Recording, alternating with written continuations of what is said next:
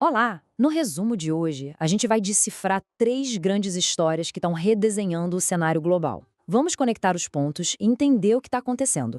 Para começar, um alerta global. Os Estados Unidos acabam de anunciar uma mudança radical na sua política de imigração, com a suspensão de vistos para cidadãos de 75 países. Ao mesmo tempo, a disputa tecnológica esquenta. Os americanos impuseram novas tarifas sobre chips de inteligência artificial, e isso, claro, cria novas barreiras econômicas.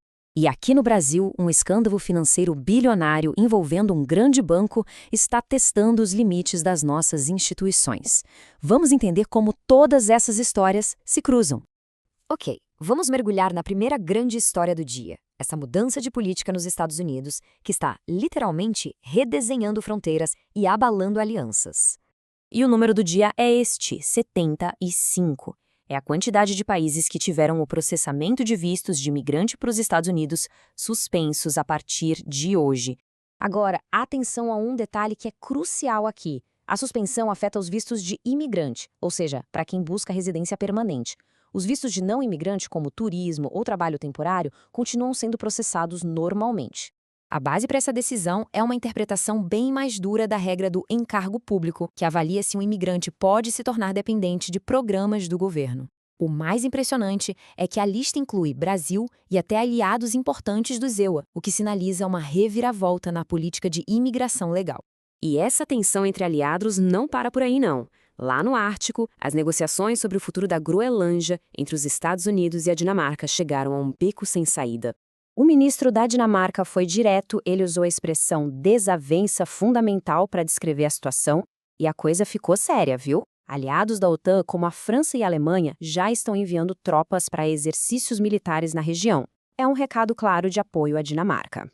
Mudando de cenário, mas ainda falando de geopolítica, o plano de paz liderado pelos Estados Unidos para Gaza entrou agora numa segunda fase bem delicada, focada em desmilitarização, governança tecnocrática e reconstrução. Isso mostra como os americanos estão tentando redesenhar o tabuleiro em várias partes do mundo ao mesmo tempo. Agora, vamos para a nossa segunda grande história. A gente entra agora na nova batalha econômica global, onde a tecnologia é, sem dúvida, a principal arma. Olha só esse dado da Casa Branca. Os Estados Unidos fabricam só 10% dos chips que eles mesmos consomem. Isso é visto por lá como uma vulnerabilidade crítica, uma questão de segurança nacional. E qual foi a resposta? Uma nova tarifa de 25% sobre a exportação de chips avançados de inteligência artificial, como o H200 da NVIDIA. São peças essenciais, o cérebro da nova economia. E não é só isso. Ao mesmo tempo, os Estados Unidos conseguiram o que estão chamando de porto seguro em novas regras fiscais globais. Na prática, isso protege as multinacionais americanas de certos impostos internacionais, o que dificulta bastante a vida de outros países que queriam um imposto mínimo global. E qual o resultado de tudo isso? Bom, apesar da tensão no ar, essas medidas protecionistas estão animando Wall Street. Como a gente vê no gráfico, as ações dos bancos e das empresas de chips estão em alta. Agora, a gente volta o nosso foco para o Brasil, onde uma crise interna de grandes proporções está chegando aos mais altos níveis de poder. 5,7 bilhões de reais. Esse é o valor dos ativos bloqueados pela Polícia Federal numa investigação gigantesca de fraude no Banco Master. A investigação, batizada de Operação Overclean, aponta para um esquema super sofisticado que criava bilhões de reais em créditos que, na verdade, não existiam, eram fictícios. E a cronologia aqui mostra como tudo aconteceu muito, mas muito rápido. O escândalo culminou hoje na prisão de uma figura-chave tentando fugir do país e numa reunião de emergência no Palácio do Planalto.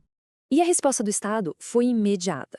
O presidente Lula reuniu os chefes do Judiciário, da PGR, do Banco Central e da Polícia Federal. A ideia é criar uma ação coordenada, elevando o combate ao crime financeiro a uma questão de Estado. Então tá, depois de tudo isso, o que essas histórias do dia 15 de janeiro nos dizem quando a gente olha para o quadro geral? O que tudo isso significa junto? As tendências são muito claras. Primeiro, as nações estão olhando mais para dentro, priorizando seus próprios interesses em vez das alianças tradicionais. Segundo, o protecionismo, seja na economia ou na tecnologia, virou a principal ferramenta geopolítica. E terceiro, crises internas, como essa no Brasil, estão colocando à prova a força das instituições democráticas. E tudo isso nos deixa com uma grande pergunta no ar. Com a globalização em xeque, será que o futuro é uma disputa de cada nação por si? Fica a reflexão. A gente se vê na próxima.